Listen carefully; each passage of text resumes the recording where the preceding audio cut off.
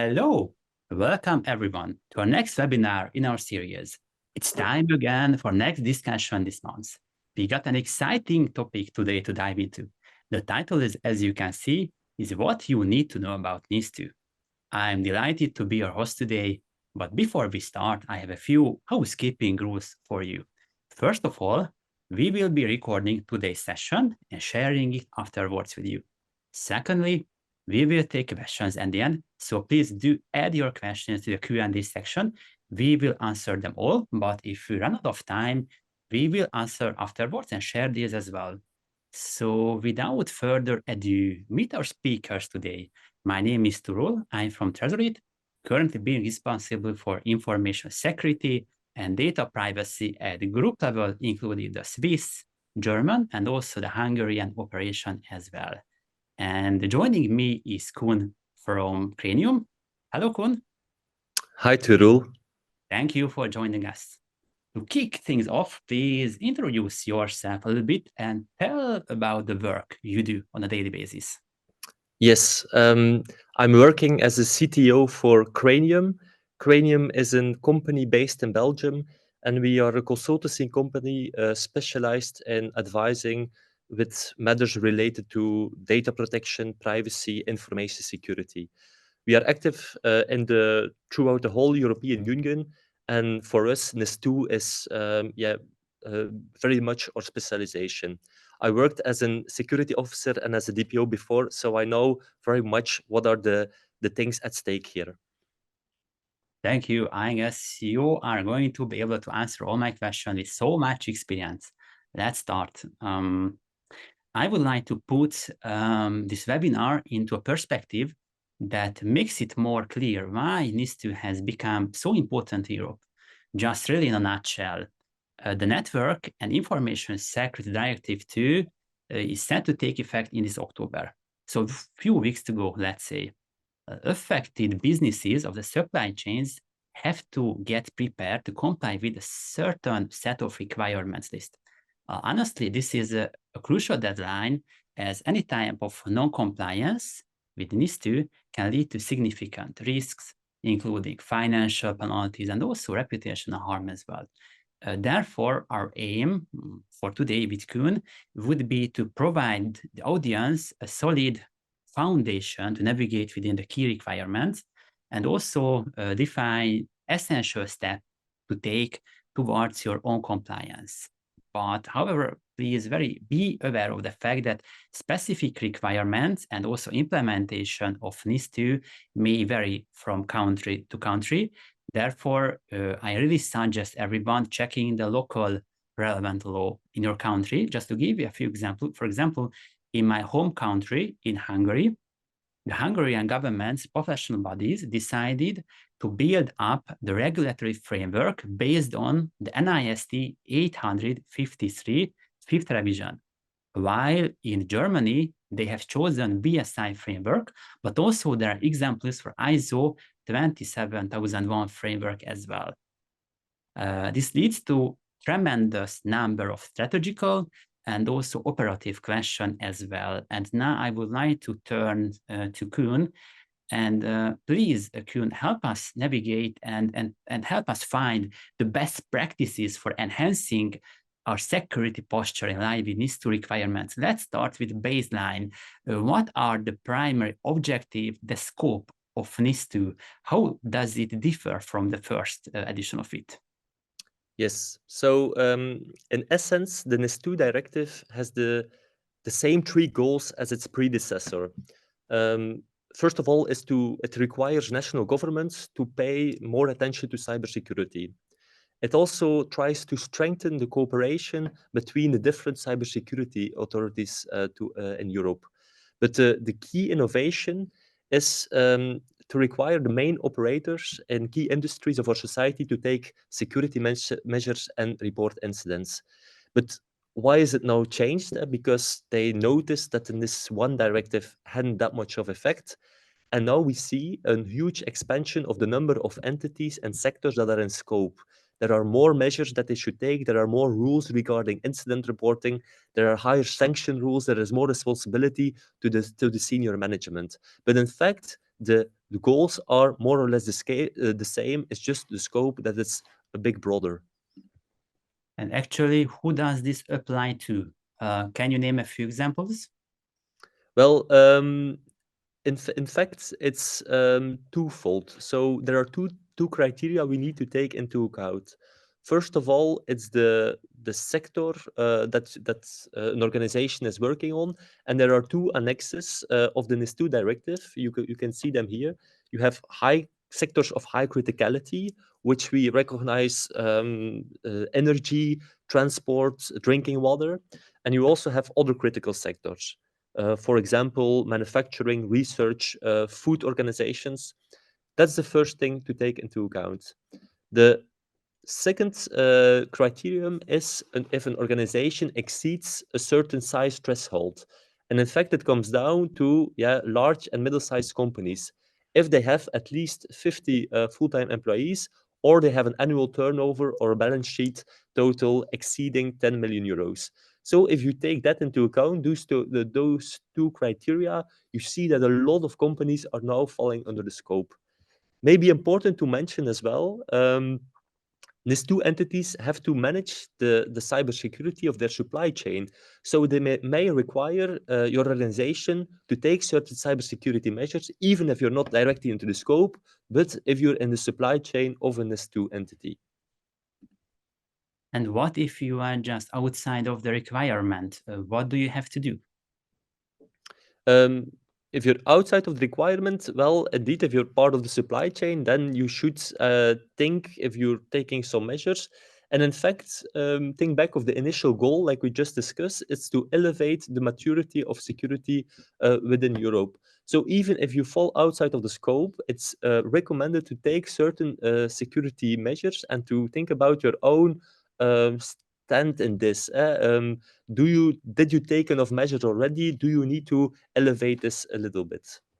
And also that we can see on the next slide as a summary, if it helps for the audience, just identify themselves.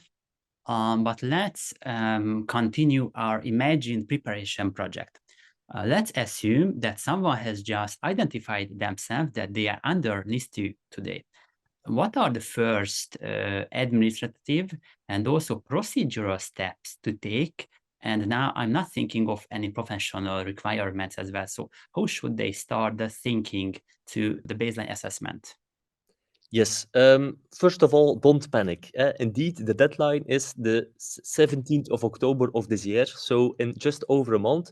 But it's not like everything is already applying immediately. So there is still a transition period, which depends from country to country, of course. But the first thing that you need to do as an organization, if you fall within the scope, is register your entity as soon as possible with your supervisory authority. You should also think of a way to report significant incidents. So you shouldn't already have some certain maturity by the 17th of October, but you should have a way of reporting incidents. Another thing you should do is already plan your cybersecurity training, as awareness and training is an important step. There is also a liability requirement towards your board of directors. It's important to have such a training. And then, of course, you start implementing the security measures and you have it reviewed. Can you show us high level the main topics to COVID actually? Yes, you can see it on the slide here. What you need to do is a risk-based approach, and that's very important. So it's not necessary to have everything immediately in place. It should be appropriate to the risk that you are facing as an organization. And the measures here are described, and also in these two directives are described very high level. And it's your translation into your organizational view of how to do this. So the first one, for example, policies on risk analysis and information security, information system security, it boils down to having a sort of management system in place. The way you do that, you can choose for yourself, but it's important that you think about it and that you have implemented and documented. We see also other topics, other measures that you should take, incident handling, for example. If there is a crisis, make sure that you have something about disaster recovery. Supply chain, we already discussed quickly. Encryption is also an important aspect. We are here in a webinar hosted by Tresorit. Tresorit is a good application of enforcing such an encryption that is needed by the directive. Maybe it was worth diving into certain topics, for example, the incident handling, BCP, or supply chain. Can you say us a few examples, for example, of what we should consider when we would like to establish a good incident handling procedure, maybe the assessment, categorization part? What would you advise for us? Yeah, it's important. There are certain obligations regarding incident reporting. So when you have a significant incident, you should do some notification. First of all, you should do an early warning, and that should happen no later than 24 hours after learning of the incident. It's some minimal information, including whether the incident could spread out to other sectors or abroad, maybe, and whether malicious intent is suspected. Sorry, No later. Yeah. but sorry to disturb you. You mentioned a significant or critical incident. How should we classify an incident as critical? Can you say a few examples? What is Yeah. the yeah? Yes, that's a significant incident is one that has caused or is causing a serious operational disruption to your services in your organization. It has affected or is capable of affecting uh, natural or legal persons. So your customers or other stakeholders could be affected. Of course, as you can already feel, significant, yeah, it's a bit of a subjective approach. So at first, before you implementing this, you should have thought of a sort of incident management system that classifies your risk that you are facing. So you could determine based on, for example, probability and impact, and come up with high or very high risks, and these are the one that you classify as significant. You asked for some examples. I think, yeah, a ransomware attack, a DDoS attack. Um, these are kind of high risks or significant incidents. Of course, you're not gonna notify the authority for every small incident that's taken. If you lose a laptop that's encrypted, if someone's forgetting his password, of course, these are not incidents. Even if you log them internally, these are not. Don't need to be notified to the authorities. Thank you for the clarification. And what does this early warning means? Because so far we had the 72 hours limit, and I mentioned 24. What's the difference between them? Yeah, so the 72 hours is the complete incident report deadline. So within 24 hours, it's just a first notification. Okay, we are facing this incident. 72 hours after learning of the incident, you should have a complete report. Well, an incident report, but of course, there are some things that will come out later on. And 1 month after submission of the incident report, you should submit a final report. Of course, it's possible, especially with ransomware attacks, that the incident is still not over, and then you should, after 1 month, file an interim report and then a final report once the incident is over. Not only do you need to notify the authorities if your customers have been harmed, yeah, additionally you should report it to them as well. I have another operative question. You mentioned authority. Which authority do you mean? Yeah, even NIS2 is an European directive. The authorities is on a national scale. So we should look at the implementation law for every country to see who you should notify. It will be probably your central incident response team, but yeah, it's different for every country. And typically, they will notify the other authorities of the other countries if there's something, if an incident can go or has some impact abroad. I can recall that when I was at an university, I learned that even though we accept a risk, what it may occur, we have to act immediately, and in certain cases, launch the incident handling procedure. If it fails, we have to activate the business continuity plan and use the disaster recovery strategies as well. So I guess this is the way how the workflow can be imagined. What suggestions would you have for the audience? So how should they build up a good BCM framework? How should they treat this question? Yeah, that's a very good question. So incident handling is indeed for the normal incidents, let's say, but in terms of crisis, you should have a business continuity plan, a disaster recovery plan.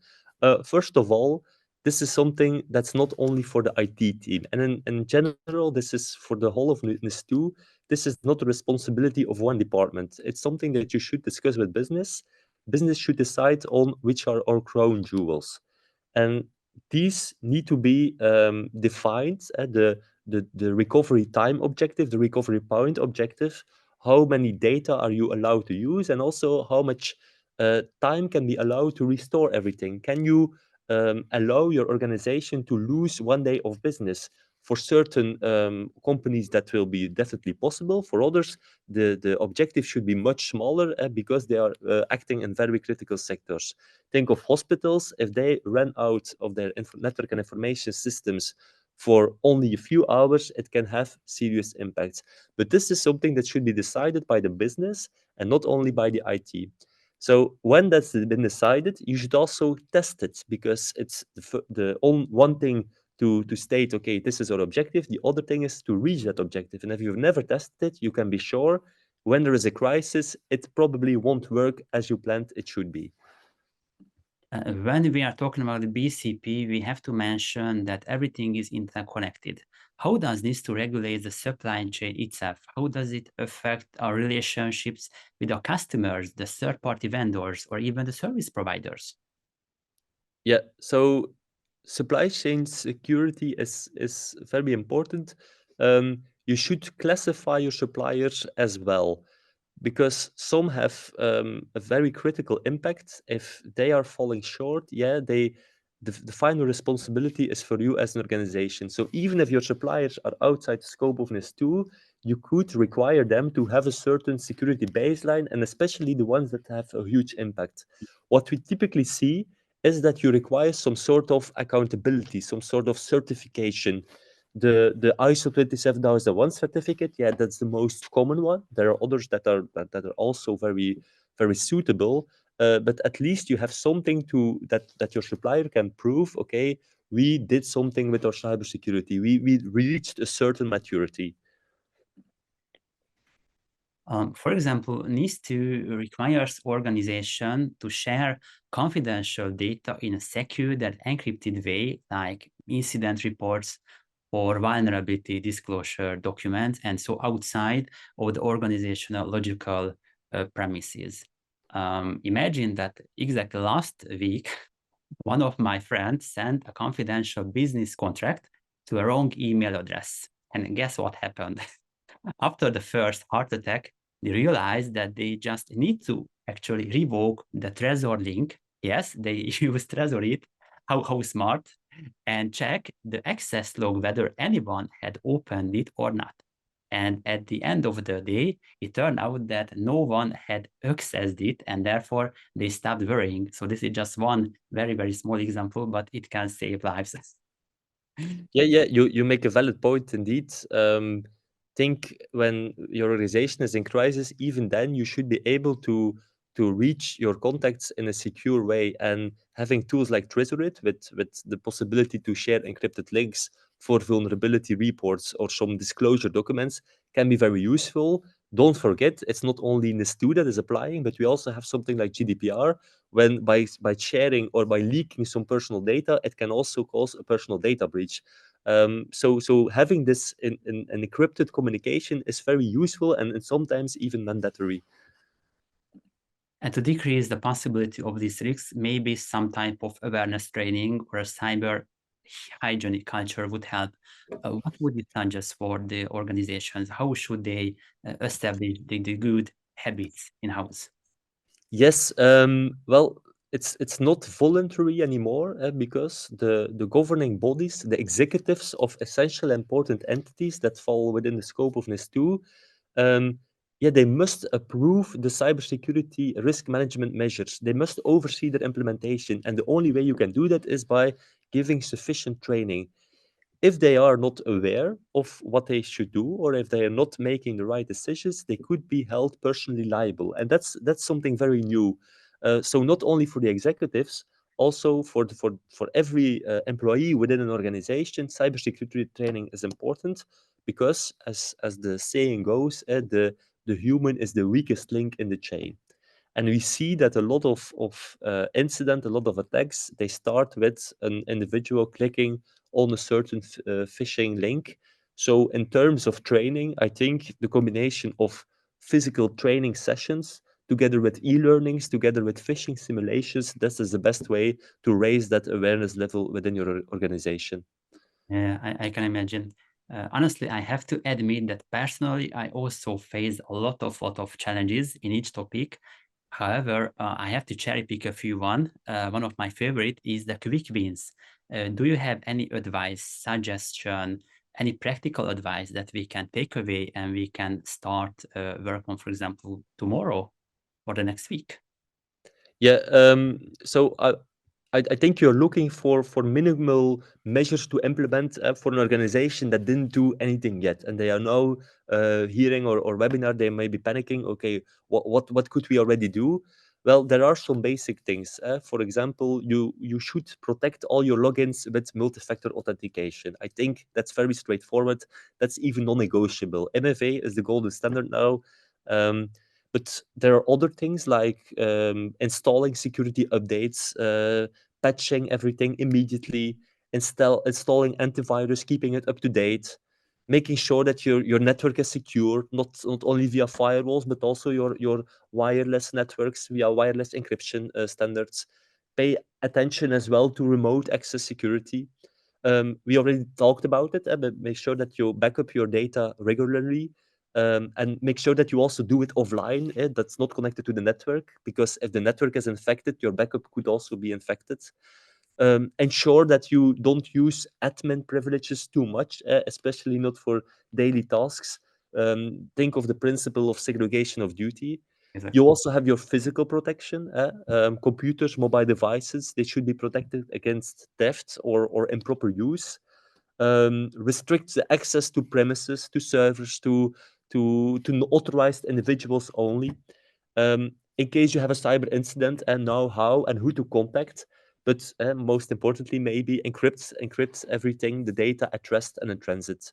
These are a few non-negotiable measures I think you can immediately start with. It's not according to some framework, it's just best practice security. It's honestly, it's a very long list of homework that the CIOs, CTOs, CISOs should deal with. So we really embrace everyone to knock on the door of the CIOs, CISOs, and ask their professional view about the measures, whether they plan to do it or not.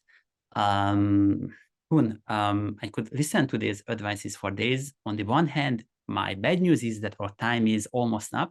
On the other hand, my good news is that we got a lot of questions that I see in the Q&A section. So I will just turn to that part if you don't mind.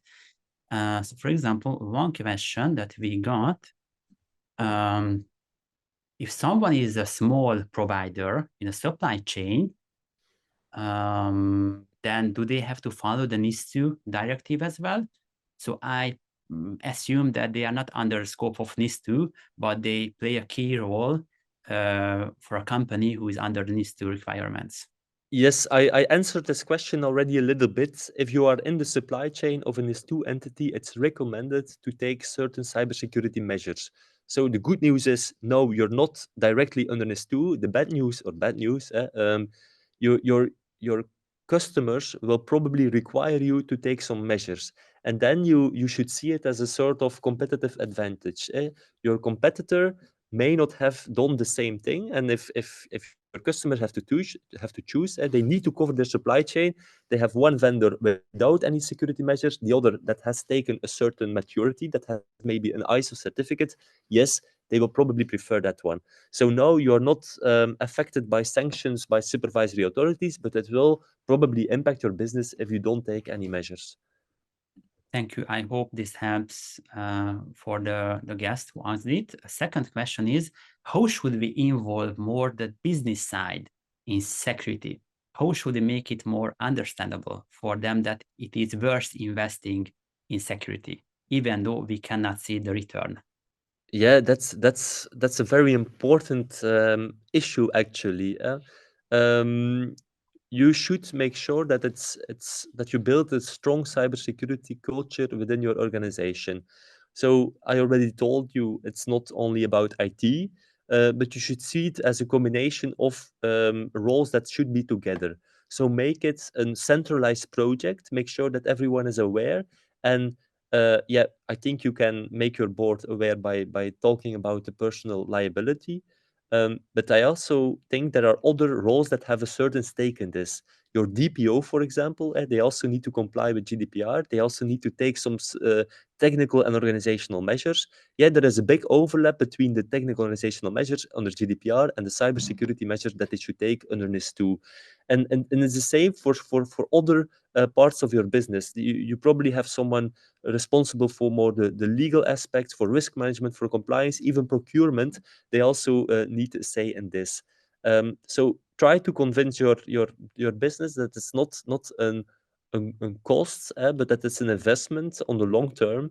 And indeed, there is no immediate return on investment, but you will profit from it because of yeah, the competitive advantage in the long term.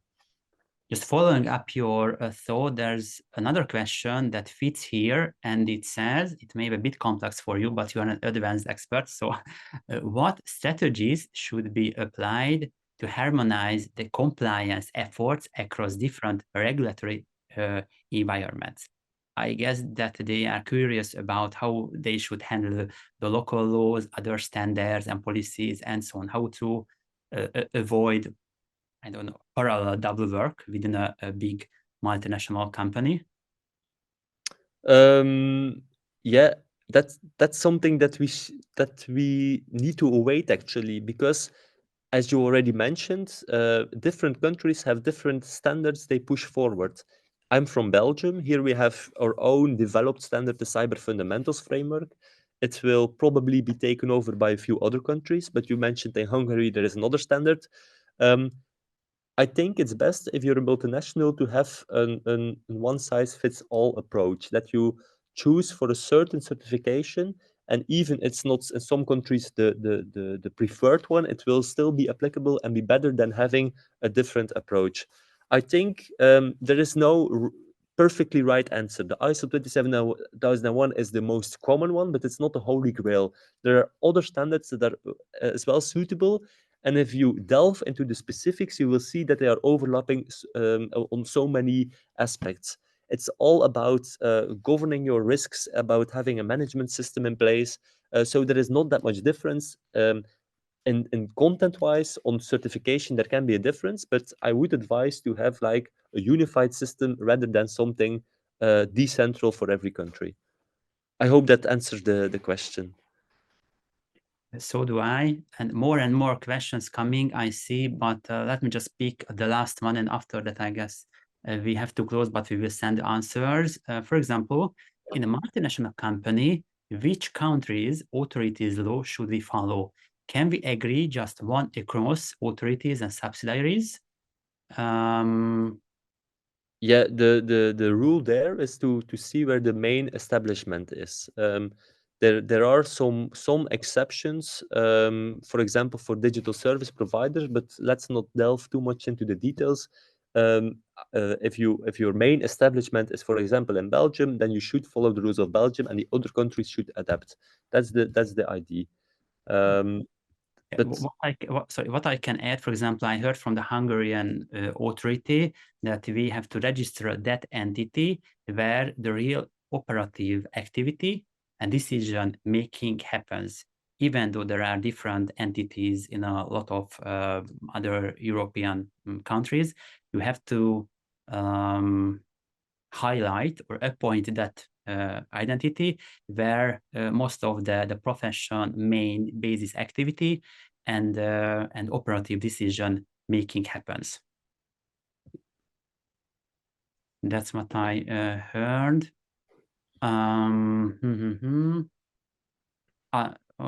Many.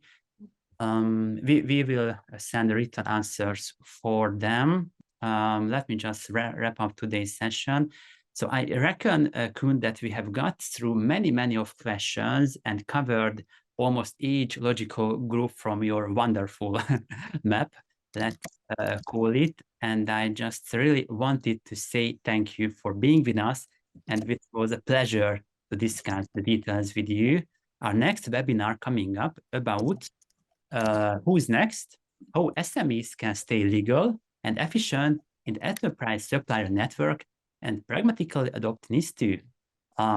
Very interesting. I heard that a very experienced lawyer will come in October, so stay tuned. Thank you very much for joining. Thank you, Koen, for being with us. Thank you for the invite, Turu, and for moderating this session. I wish you had a wonderful rest of the day, morning or evening, depending on where you are listening to us. Bye-bye.